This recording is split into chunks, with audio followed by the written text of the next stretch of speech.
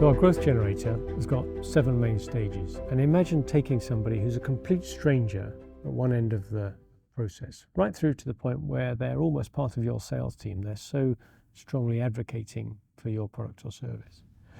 So at that first stage, when people are strangers, you just need to attract them in, and it's very hard to do that when you don't know even their email address. So that's where you're needing to capture the eyeballs of people who are interested in your general subject, being aware of their buyer personas and what stage they're at in their buyer journey. Once you've got a stranger visiting your ecosystem, perhaps your website, or contacting you, you need to identify them, and that's what turns a stranger into a visitor. So a visitor is someone at least you know who they are. You've welcomed them in the door, but you still don't know much about them. So the next stage is to use the fact you can at least now contact these people directly and analyze them a bit, so know a bit more about them. So you analyze those contacts. So now you can start to divide them up into their different buyer persona categories, the different stages of the buyer journey, maybe interest areas in different parts of your product or service. Once you've got to that stage, you then need to be nurturing them. And you can nurture them in a much more targeted way when you know where they're coming from, who they are, what they want, what type of buyer they might be. And that nurturing phase can take a very long time. Just because you happen to have stumbled across somebody, or them you, doesn't mean that that's the right time to sell to them. They may not be in a position to buy at that point. They may not have the same need that you were hoping that they would have. So that nurturing phase has to be patient, but you have to continuously offer something of value, something that's interesting or useful, and not just garbage newsletters, regular emails that go into spam. And that takes a lot of thought.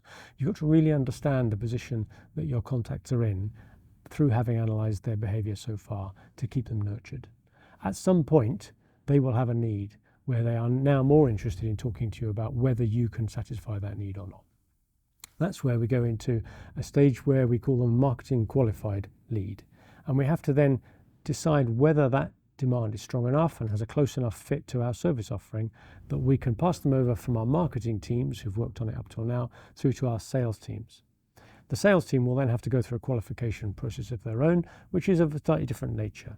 They'll be contacting the person directly, doing a discovery call, qualifying them on the basic requirements of whether the budget is there, do they have authority, who else is involved in the decision-making process, do they have a need that we can meet, and what's the timing.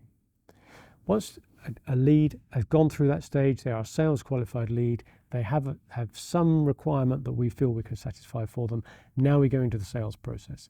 And this is where a really well thought through CRM system can make sure that you can handle a lot of these types of inquiries and opportunities at the same time.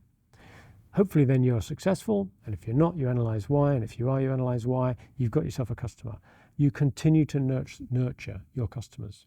And it's only by continually reinforcing the value that your customers get, either through the service delivery that you give them or through their experience of the marketing material you're serving them so they can see what else you do, that then finally they become an advocate.